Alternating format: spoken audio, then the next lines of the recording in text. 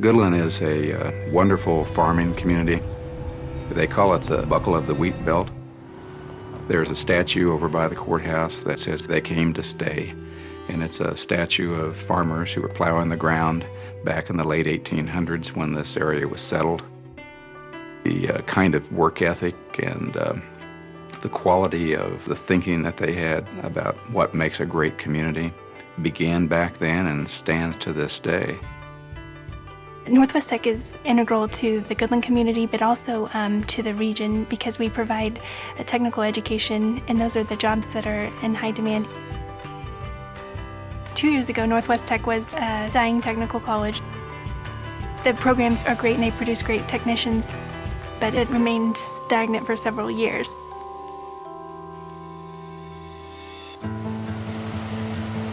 The fact that the enrollment had declined so dramatically was alarming, and it was very clear to me and the board that something had to change quickly to switch up direction for the campus. So the number one challenge was, what are we going to do to turn this institution around and find some ways to grow it in a real meaningful and productive way to serve the workforce. And if you can find ways with students to bring together thinking with their hands, passion for what they do, you've got it. And the iPad was the instrument that we needed to unite those elements in student learning. Okay, now 120 inch-pound. Look down. Can you see the mark in there? The iPad just opened a whole lot of opportunity for us for student use and faculty use in instruction. And instructors are on a daily basis, I think, discovering new applications and new possibilities for using it. When the administration introduced the iPads to us, my first thought was, well, this is a neat deal, but it's going to be kind of more of a toy than it's going to be an educational device.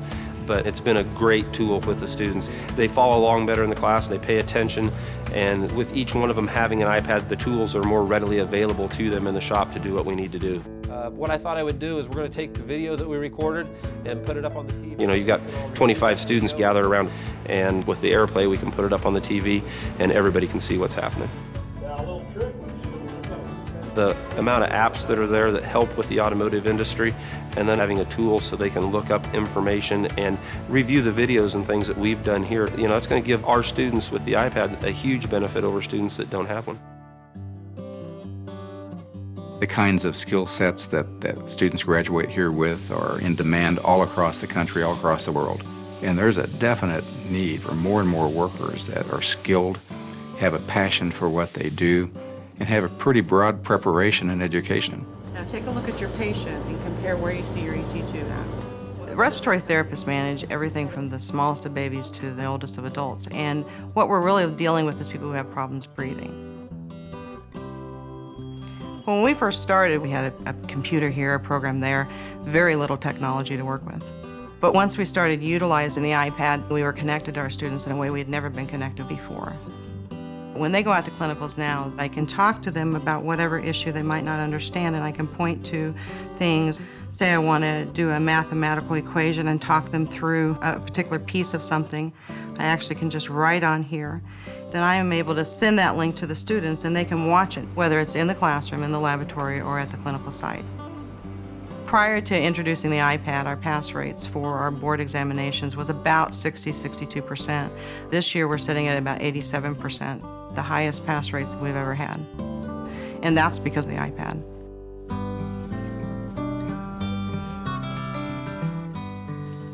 We've almost doubled the enrollment simply by changing philosophy and bringing in the iPad. It's making a difference in every single program for every single student here. Students are leaving here with job opportunities. We place about 90% of our graduates, and we graduate about 90% of our students. These days, we're seeing an economy that's desperate for people that understand how to work on things, how to use their hands, and how to make things keep running, how to fix things. And, you know, our students can really have an impact as being great craftsmen for this nation.